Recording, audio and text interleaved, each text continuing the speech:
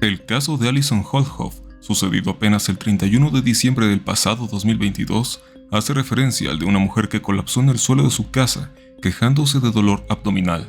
Su esposo la llevó al hospital Nova Scotia, en el condado de Cumberland, donde tuvieron que estar en la sala de espera por la falta de camas en el mismo. Después de 6 horas, pudo ser trasladada a una cama sin equipo médico, donde tuvo que esperar 1 hora extra para ser vista por un doctor. La mujer fue llevada a rayos X, donde se desvaneció delante de su esposo y tuvo que ser reanimada 3 veces. Los hijos y esposo tuvieron la oportunidad de despedirse de la mujer y le fue retirado el soporte de vida, tras nulas esperanzas de que su condición mejorase en algún punto.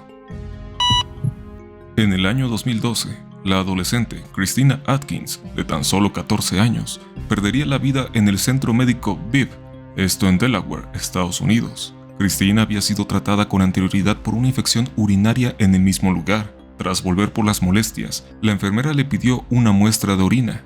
La chica se encerró en el baño poniendo el seguro.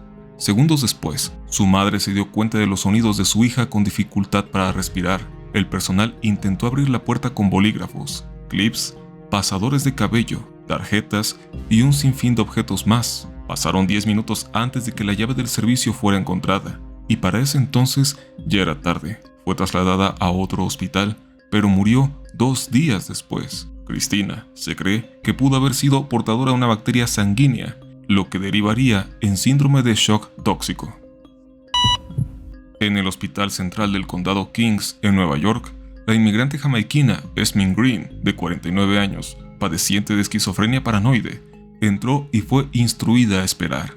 La trabajadora de escritorio piensa que no se ve en tan mala condición como otros pacientes y sigue atrasando a que un médico la vea. La mujer parece dormir, pero solo está boca abajo mientras se ahoga lentamente. Tras más de 24 horas, la mujer colapsa en el suelo sin vida. Aún con esto, el personal del hospital no se apresura en ver lo que había pasado. El fallecimiento se determinaría como una embolia pulmonar causada por una trombosis sanguínea. Las imágenes de los últimos momentos de Esmin son escalofriantes. El hospital fue demandado y se resolvió indemnizar a la familia con $2 millones.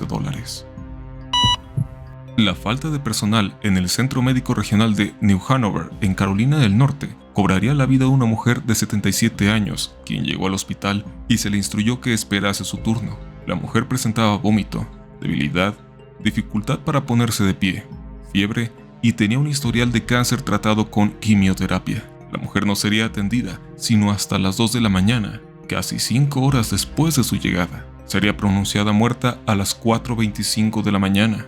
De acuerdo a una entrevista realizada al director del hospital, el problema no fue la falta de camas, sino de personal, resintiendo un déficit de casi 400 enfermeras.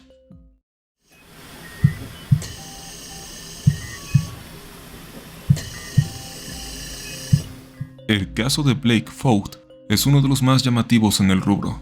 Sucedido en 2009, el joven de 19 años estuvo en el hospital por un tiempo, siendo suministrados líquidos por una intravenosa conectada al cuello. El día en que perdería la vida, una enfermera sin experiencia fue enviada a retirar la intravenosa del cuello del chico. Justo su falta de experiencia derivó en desconectar de una mala manera, permitiendo que una burbuja de aire entrara por su cuello, matándolo de asfixia. La enfermera, mientras esto sucedía, en vez de pedir ayuda, solamente trató de tranquilizar al paciente. Charlene Murphy sería víctima de una espeluznante confusión. La paciente tendría un escaneo, para lo cual era necesario estar sedada. La enfermera en turno confundió el medicamento de nombre Versed, que es un sedante, con Beuronio, que es un poderoso paralizante. Murphy sufrió un paro respiratorio y muerte cerebral antes de que el personal médico se diera cuenta de lo que había pasado. En el año 2009, la modelo Solange Magnano se sometería a una cirugía estética para mejorar sus glúteos. Para esto, agendaría una cita en la clínica dermoestética de Mónica Portnoy. Para este tipo de operaciones, se usa una mezcla de metacrilato y silicona líquida, pero en este caso en particular, la primera sustancia se coló por un vaso y radicó en una embolia pulmonar. La modelo fue llevada al hospital, pero falleció de todas maneras. El esposo, a quien fue dado el informe de los peritos, daría a conocer a la prensa que, aunque la causa de muerte había sido embolia pulmonar. Se llegaron a encontrar rastros de la sustancia fatal en los riñones y cerebro de su mujer. Lana Keenan fue una menor de 3 meses que comenzó a ahogarse con su vómito, pero fue rápidamente asistida por un invitado de la familia que trabajaba en servicios médicos de emergencia. De inmediato, el padre llamó al 911 por una ambulancia para trasladarla al hospital.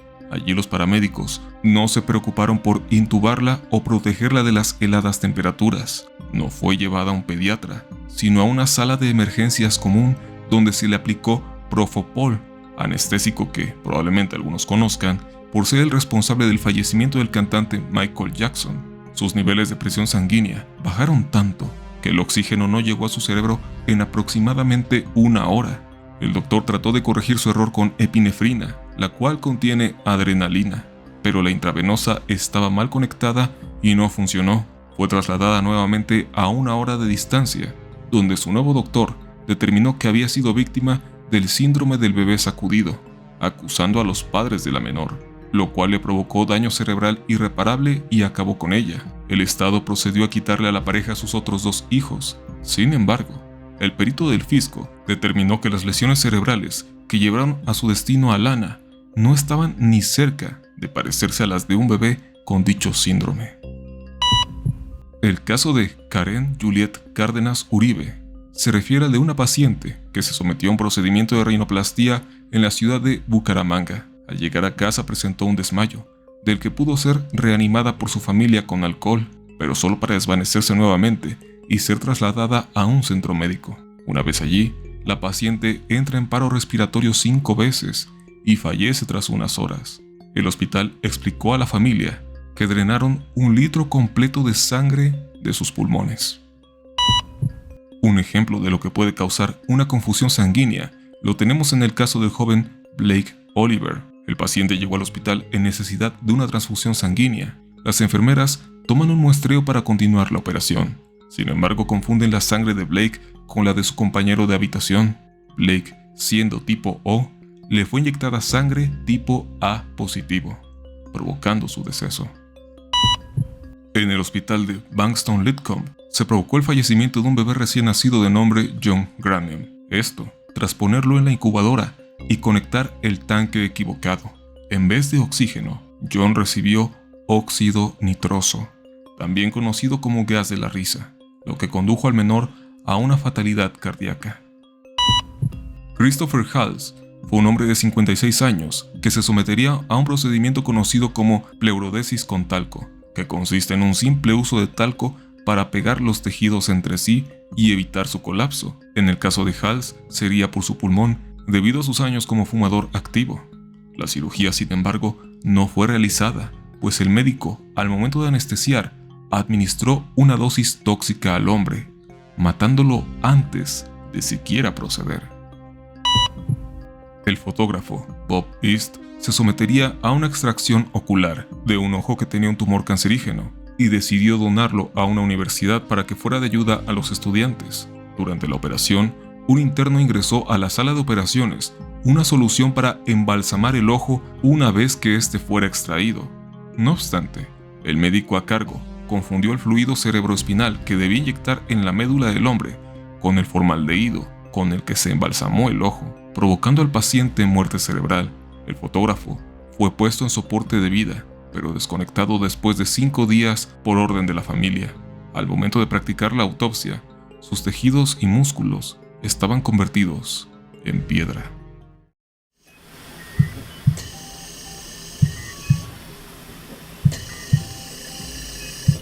Ekaterina Fediaeva fue una mujer rusa de 28 años, quien acudió al médico para que le practicaran una remoción de quistes ováricos. Sin embargo, las sustancias para el procedimiento se combinaron y en vez de que se le inyectase solución salina, le inyectaron formalina, que contiene formaldehído, sustancia que, como hemos visto, se usa para embalsamar cadáveres. El médico se percató e intentó lavar la zona, pero fue demasiado tarde para actuar. Sus órganos comenzaron a fallar y murió tiempo después. La mujer fue embalsamada viva. El veterano Graham Reeves entró al hospital con complicaciones en su riñón izquierdo, el cual debía ser removido. El cirujano en jefe sostuvo la radiografía del lado incorrecto, confundiendo el riñón dañado y retirando el derecho. Al percatarse, intentaron reimplantar el riñón bueno de nuevo en Graham, pero la cirugía fracasó, y el veterano tuvo que someterse a diálisis por el resto de su vida, la cual fue corta, pues no pudo sobrellevar una infección que contrajo poco después.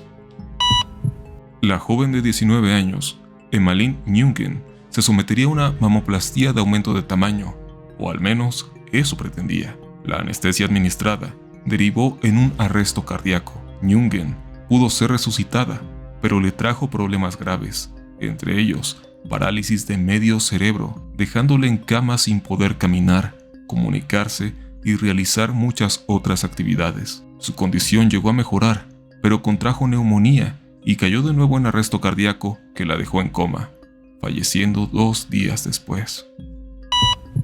El caso de Arturo Iturralde nos habla de un paciente que acudió a un hospital en Hawái, donde se le practicaría la inserción de una barra de acero quirúrgico en la espalda baja para mitigar dolores crónicos.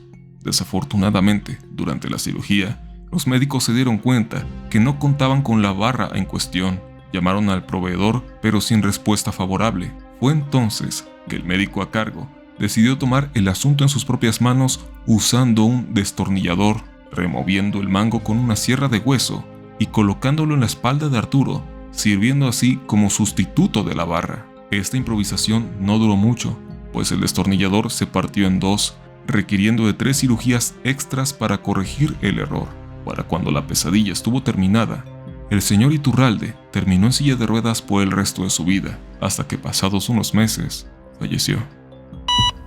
El joven de 18 años, Joshua Hightower, estaba en lista de espera por una donación de riñón. Cuando un potencial donador falleció, se procedió al trasplante, pero Joshua, en vez de mejorar, empeora su condición. Comienza a presentar fiebre, vómito, dolores, convulsiones y perece tras un tiempo. Resulta que el riñón estaba contaminado de rabia común, pues el donador había sido mordido por un murciélago, presentando los síntomas usuales que, por alguna razón, los médicos pasaron por alto. Joshua no fue el único infectado, sino que todas las personas que recibieron un órgano de este donante también contrajeron rabia.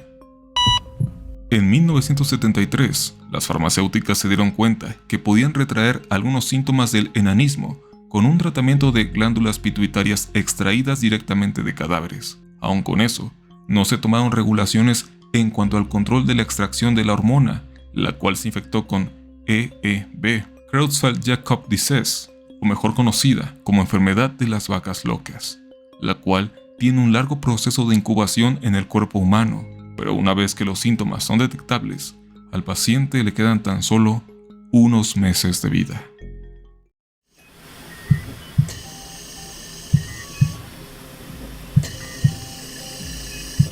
Una mujer de nombre, Arlene Windsor, tuvo un accidente donde se rompió el coxis. Debido a su avanzada edad, lo ideal era reemplazar la articulación de la pierna por una de metal, pues el hueso ya no sanaría. Durante la operación, el médico quedó frustrado por la inexperiencia del radiólogo asignado y decidió proceder a ciegas con el tratamiento, perforando por accidente el nervio ciático de la paciente. Al despertar comenzó el dolor. Tuvieron que hacerle una nueva cita para una segunda operación y corregir el error. En la nueva cirugía, el pasante que sostenía la piel mientras el cirujano cortaba el metal de su pierna terminó resbalando la piel y el nervio ciático fue cortado.